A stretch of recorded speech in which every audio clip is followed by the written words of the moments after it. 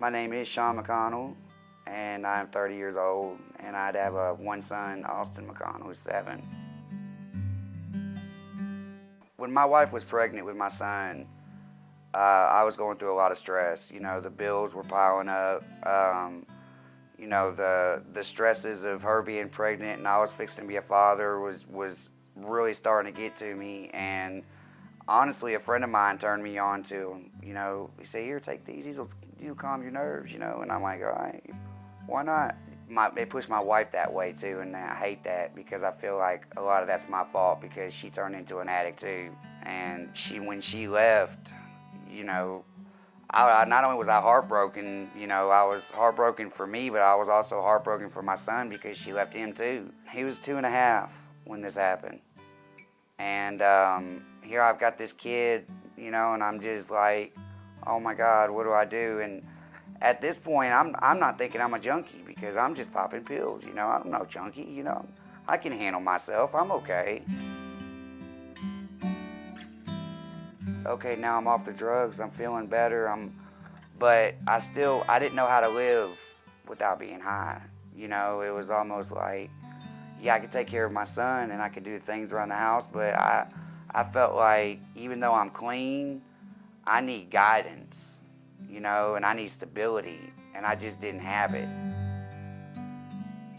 I did swallow a lot of pride to come here, but I'm glad I did now though.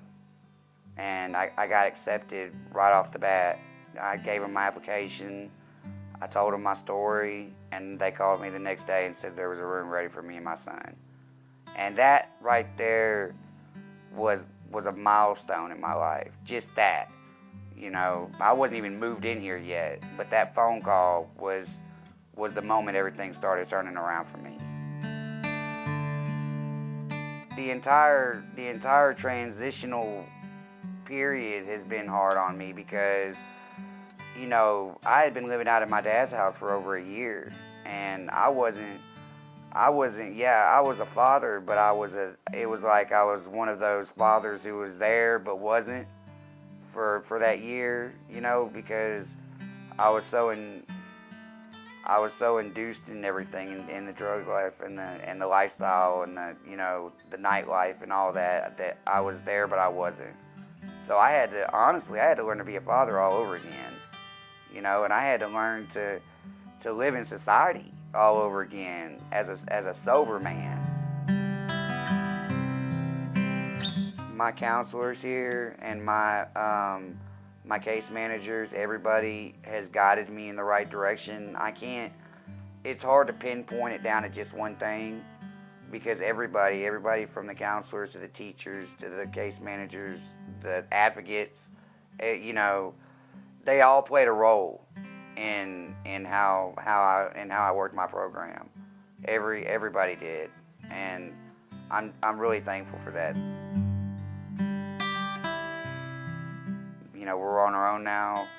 We've been out for going on 9 months on our own, and I'm loving every minute of it. You know, I really am, because I've finally made the transition back into society where I can live in society, and I don't have to pick up and use.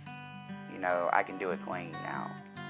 I can make a clean slate, and I owe it all to Providence House, honestly. If it wasn't for this program, there's no telling where I'd be. There's no telling where my son be. I plan on joining BIPSI in the fall, and I want to do their 2-year program. And what I really, really want to do is go to LSUS after that and finish and get my bachelor's degree.